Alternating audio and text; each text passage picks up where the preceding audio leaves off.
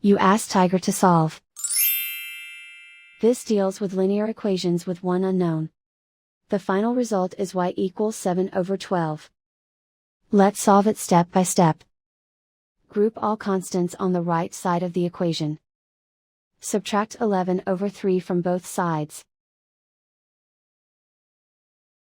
Group like terms. Combine the fractions. Combine the numerators. Reduce the zero numerator. Simplify the arithmetic. Find the lowest common denominator. Multiply the denominators. Multiply the numerators.